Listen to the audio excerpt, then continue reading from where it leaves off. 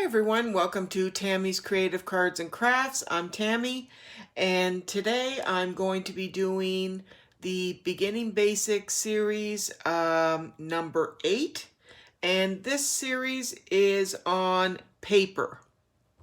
Now, I know everybody uses paper, of course. We use it for our cards, for scrapbooking, for various projects. But I just want to say that not all paper is created equal, and not every paper will work for every project. For example, if you're going to be stamping, you need cardstock that will accept ink well. If you're going to be making a card, you need cardstock that is heavy enough to hold all the elements of your card. And if you're going to be doing scrapbooking, you need to consider the longevity of the scrapbook. So this series on paper, I'm going to show you the most commonly used paper for paper crafting. That some is thicker, and the papers that are used in these are a lot thicker than you would use in regular copy, printing paper. So two things that you look for in a quality cardstock is the color is dyed all the way through. And the way you can tell that is if you have a piece of cardstock, you can tear it, and when you tear it, you should be able to see the color all the way through your paper. If you tear it and you'll see white in the inside, it's not as good a quality of paper as, say, for example, something that you would see that's like this, that is colored all the way through. The other thing that you want to look for in a good quality paper is the weight. So if you're working with cards, you want to have something that is substantial, because if you're layering up a card, say for example, just let me grab a card here.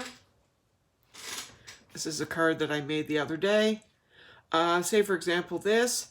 Okay, well, if this was just a flimsy piece of cardstock, well, all of these pieces that are on here would have a hard time holding up on this, because the base of this card would be very flimsy. But because this base of this card has a substantial weight to it, it holds up very well with the layering of the other pieces of cards. Now, as long as your base is good when you're making a card, you don't necessarily have to use heavier cardstock when layering. You can use lighter weight cardstock layering things. When you're making cards, you just need a good card base. So thickness and weight is one of the major things that you have to look at. A lightweight cardstock is generally around 60 pounds. A medium is 70 to 80, and a heavy is anything over 90. That would make a very good cardstock. So now generally I use Stampin' Up! Cardstock, and they're over 80 pounds. So I'm going to show you some examples of different types of papers, and they will vary from everything that you would possibly use when making cards, scrapbooking, and you may not come across some of these, but you may use others on a regular basis. So, of course, the first one, this is what you would call a smooth cardstock. And you get these in all different colors. This is a regular cardstock. It would be used for your card bases, for scrapbooking, any kind of paper crafting. You want it in a good weight, at least in a medium of 70 to 80. And it also comes in white and ivory, which you use for card bases. And in that instance, I would stay with at least an 80. Yeah, but these are the same ones that I tore, and it's dyed all the way through. So this would be called a smooth cardstock. The next one is a naturals cardstock. Now these come in all different colors as well, but if you can see up close, these are almost like a homemade paper. And like I said, you can get them, well, you can try to get them in different colors, but really, I should backtrack there. I've seen them in ivory and white so far, but I've heard that they've come in pastel colors and different colors. But so far, I've seen them in ivory and white.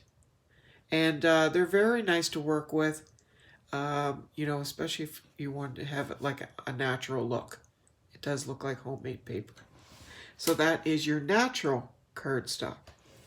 Now, I only have a small sample of this one, but this one is called a brushed or metallic paper. And I'll try to get a good view of that there. But you can see it has an actual brushed or metallic look to that paper. And it comes in silver and gold that I've seen. But that's exactly what it is. It has a brushed and metallic look to it. And it's a great paper if you're using for cards or scrapbooking. Just another kind of paper. Another kind is a shimmer paper. And exactly what it is. It has a very subtle shimmer to it. And I'll try to show that in the camera. It's beautiful as a background paper, but it has a very nice shimmer. It's beautiful on cards. I'm trying to pick that up there, sorry. There you go. It's beautiful on cards, Christmas cards, birthdays. It's a beautiful paper. It's a shimmer paper. This one here is used a lot, and this is your standard craft paper. And it's heavier than a regular cardstock, and it's more in the natural family of papers, and it's used a lot. So that is called craft paper. And now you can get it a little bit thinner, but for cardstock use, it comes in a bit thicker. You can get thinner paper if you're using for wrapping and stuff like that, but for paper crafting and scrapbooking, it does come in a thicker weight. So that is cardstock, or craft paper. The next paper is one of my favorites, and this is Vellum. And I love using Vellum. And it's almost like a transparent, smoky, transparent paper. And it comes in white. I have some in a pale pink and a pale baby blue. I think you can get them in any colors, and it's beautiful to work with. I'm going to show you a trick in one of the series coming up of using this coloring with this. And yeah, I love working with vellum. It's a beautiful, beautiful paper. So that is vellum. And like I said, you can do so many different techniques and stuff with vellum. So the next one, of course, a lot of people use is just your standard designer series paper. And of course, you can get these in so many different colors, shades. Sky's the limit on this. This is just one I had and popped out. But of course, everybody has seen designer series paper. And it's usually used for decorative purposes. It's sometimes a much lighter cardstock than the smooth. It sometimes comes in paper pads, and that's why sometimes it can be a little lighter. You can get a thicker designer series paper, but usually it is a bit thinner than the regular cardstock. Like I said, it's usually sold in collections, in paper pads and stuff like that. And most of them are double-sided. You can see that one is double-sided. And you can have different finishes on them, and they're absolutely fantastic designer series papers. I actually am a bit of a hoarder for designer series paper. I end up buying them, and then I don't like to use them. I just love to look at them. So my next one is a really unique paper, but I like using it. This is, I only have a small sample of it, but this is a canvas paper, and it's just like you would paint on. You can actually get these in sheets, and I'll try to show that if you can see the texture of it. It's exactly like a painting canvas, but you can buy these in sheets, and like I said, they're great for stamping on, and it's wonderful for watercolor, and you can also use these for die cutting. So that is canvas paper. Fantastic. My other one I wanted to show you is, I'm just going to grab the pads here. Now I have two different pads, is watercolor paper. I absolutely adore watercolor paper. Now I had shown you different colors of inks and stuff yesterday, and when I was showing you the StazOn, when you're using StazOn, you need to use watercolor paper, and these are two different pads of watercolor paper. Now this one here is a 90-pound of watercolor paper, so it's a bit thinner, but this is absolutely fantastic to stamp on. And you can get a pad of this and cut it out as you use it for your cards or scrapbooking. Once you start using this to color on, it's fantastic. Like I had, as I said, this one is a 90-pound pad, and this one, which is 9 by 12, and then I have this one, which is 11 by 15 pad, and this one is 140 pound. And the texture of this one, actually I have a piece here. Not sure if you can see, but it's very very thick. It's absolutely fantastic to work with. I absolutely love coloring on watercolor paper. This one is 140 pound, and what's fantastic about this is it won't buckle when it's wet. You can stamp on this with the classic colored ink, and it'll pull color from the outline, or use your stays on ink colors. You can also use your blender pens on these. This is where you would use your blender pens or your aqua painters, all your fantastic tools. This is the paper that you get to play with these tools. If you're going to have fun with these tools like this, splurge and buy yourself a wonderful pad of watercolor paper. You will not be disappointed. Like I said, I forget how much this pad of watercolor paper is, but it might be $20. But there is a lot of sheets in here. And like I said, they're 11 by 15. You're going to cut those up to the size that you need. This is going to last a long, long time. And when you see the difference of when you start coloring on this paper, you will be so thankful that you started using that.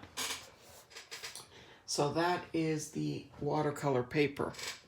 Now, another paper that's very similar to watercolor paper, but it's a bit thicker. This is called coaster board. And again, I only had a small sample of it, so I just die cut a little piece of this. It's thinner than chipboard, but sturdier than cardstock, and you can kind of see the thickness there. And it's great for die cutting, and you can also stamp and emboss on this coaster board. So that is another nice thick, if you're looking for something nice thick paper, you can get coaster board. That's what that's called. So that is another option for you if you're looking for that. Now another, well, it's not actually paper, but it's something else that you would use for stamping, coloring on, is our window sheets. And if you can see behind my hand there, these are fantastic for shaker cards, for on your cards if you're doing any kind of neat techniques and stuff. Great for windows in your cards, boxes, as I said, shaker cards. Used for an overlay, create clear accents on your boxes. And you again would use stays on to stamp on these. Use your stays on ink. And you can stamp with craft ink, and you could heat emboss right on these, and can also dry emboss on window sheets. Window sheets are absolutely fantastic, and they come in a pad just like this, and you can buy a pad. It comes with 25 window sheets in here, 9 by 12, and they're as you can see here, that's one piece that I've cut up, but each page is lined with a piece of tissue paper to keep it nice and clean and protect it from the next one. And they're not too expensive, but again, like I said, there's 25 in here. It will last you a very, very long time. And when you're making shaker cards and different things like that, again, once you start embossing on this stuff, stamping on these, and doing cool effects for your cards and scrapbooking, it takes you to a whole new level of creating beautiful cards. Little things like these can make you make small things like this, and once you start stamping on these and coloring on these things, and then you incorporate them on your cards, it takes your cards to the next level. And like I said, it's only small little things, but they make a huge difference, a huge difference. So those are the window sheets. The next ones, I know that different people have these. These are, of course, paper doilies. We all have seen paper doilies. Now you can get them any size. These ones are like a medium one. They come in a much bigger one than this. I have this size. I have the larger. I have them in this color. You can turn them over and they're white. I even have the little foil ones, the little tiny ones, and you can create little dainty accents. They can be stamped on. You can color right on these. Excuse my arm. You could take one of these inks and ink up the edges. You could stamp a beautiful image on the front of these. You can cut and just use a piece off the edge. These make beautiful accents for memory decks cards, regular cards, scrapbooking, whatever you're creating. These little paper doilies are just beautiful little accents. So those are paper doilies. Now, the other ones are, these are fancy foil designer paper. So I have different varieties of designer series paper. This just happens to be one that I picked out, and it has foil accented through the designer series paper. I have numerous different ones with gold, copper, silver, any kind of different foil accents, and any kind of metallic look to them. It's just another accent that will make your project look fantastic. You can also get them where they're foil and vellum. And a little tip is add the adhesive under the so if this was vellum and gold, add the adhesive under the gold part, and it won't show under the vellum. So that's pretty easy. So that is the foil and fancy foil designer series paper. Now, then you can have foil sheets. Now, these come in different weights. Of course, we have the thinner foil sheets that you can put through your Mink machine, your laminating machines. There's different techniques you can do with those. You can also emboss with these foil sheets. Here's one here that I used, and it's a thicker foil sheet, but I used my embossing folder, and I embossed this beautiful snowflake that I could put on a card or another project that I was using, or I could put through a die machine or through my Big Shot and cut that snowflake out. But you can do many beautiful things with foil, and like I said, some are heavier and some are a lot thinner. So it just depends on what you'd like to do with that. So those are the foil sheets. Now the last ones, oh, I think I have a couple more. The two other ones that I have for samples is these are Glimmer paper, and this one's a silver here, and this one is a Dazzling Diamonds. It's a Stampin' Up project, or a product, sorry. And I absolutely love that Dazzling Diamonds, especially at Christmas time. It makes beautiful snow on cards. Silver, you can't go wrong with silver. There's gold, you could get beautiful reds and any color under the rainbow. What's great about this is that glitter does not come off, and there's no mess with these. Again, as I said, the glitter does not brush off.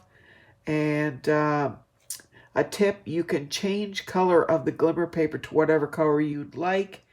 You can sponge ink on these, and with like a dauber. I have some daubers in here.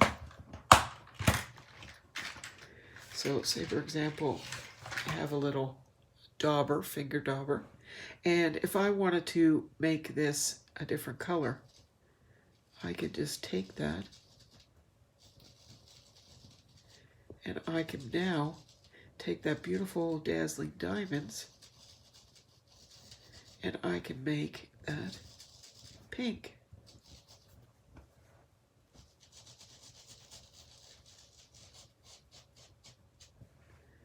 There you go.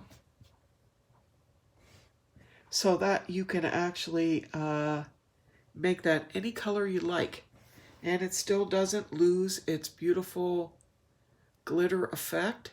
I could go around the edges and make it darker on the edge. You know, however I wanted to accent that. Of course, I would, you know, finish that off, do that nice and dark on the edges and make it more realistic. But yeah, so that is what you can do with that, with those beautiful Glimmer papers. Now, a couple of other ones I wanted to show you is I have this paper here. Now this is called envelope paper. Now, a lot of us use our designer paper, designer series paper, this kind of paper here. When we get 12 by 12 paper, we make envelopes and stuff like that with it. Or even regular cardstock, if we have 12 by 12 paper, we use that. This happens to be actual envelope paper. And it is a lighter weight paper, almost the consistency of what an envelope would be. And it comes in 12 by 12. So I just wanted to show you that. Also, I wanted to just show you another tip. If you have any kind of packaging ever, just like this envelope paper, of course in the back, guess what's in the back here? These great little pieces of chipboard, which brings me to my next paper that I wanted to show you. These are perfectly wonderful pieces of chipboard that you can use on journals, traveler's notebooks, whatever you need chipboard for. And chipboard, these pieces of chipboard in the back are great sturdy pieces of chipboard. That is a nice thickness back there. So anytime I'm getting 12 by 12 pieces of paper that come in packages, I always save these fantastic pieces of chipboard because chipboard is not cheap. And like this one here, look how thick that piece is. This I did not purchase. It came out of the back of something else. Just see the thickness of that. This one I actually purchased from Michael's, and I think they were $1 or 99 cents a sheet. When, like I said, these ones in the back of that package, that's free. And that chipboard back in the back of that package is actually a little bit thicker and better quality than the one I bought at Michael's. But I was in need of some chipboard, so I end up having to buy some at Michael's. But anytime that you see your packaging there, save it. You never know when you might need that. So, yeah. Here's some more, like that I had saved from buying some foil sheets. And there's actually 2 pieces of chipboard in there of fantastic chipboard. And the foil sheets were inside. And they give you 2 pieces of chipboard to hold, make sure that the foil sheets don't get bent. So hold on to those. Those are pricey to buy them separately. So that is the Beginning Basic Series 8 on paper.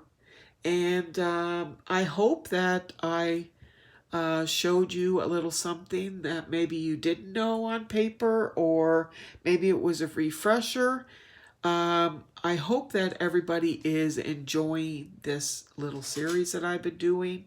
I really have been enjoying doing this for everyone, and it's really a refresher for me. And like I said, I've been enjoying it. And please leave a comment for me in the comments section below. I hope that everybody's doing well. I am doing great, and I am sending hugs and love to each and every one of you. If you are not a subscriber, please subscribe to my channel. Hit the like button and share with a friend. Hit the bell and select all, and you'll be notified of my next videos. I'm on Instagram under Tammy's Creative Cards and Crafts, and my email is in the About section of my channel, as well as my address is posted up there in the About section as well. If you'd like to participate in my birthday challenge, I just want to remind everybody that I have extended my birthday challenge for an extra month. So it's now extended till June 24th. And I'm excited about that because I know that a lot of people were struggling, wanting to participate, but because of the virus and everything, having a hard time getting out and getting to the post office. So I hope that frees up a lot of time. I know the mail has been terribly, terribly slow, but we will get through all of this together, and our crafty community sticks together, and that's how it is. So I thank you again for joining me for this number 8 part of the Beginning Basics series, and I just want to wish you all love, blessings, and I will talk to you soon. Thank you so much, guys. Bye-bye.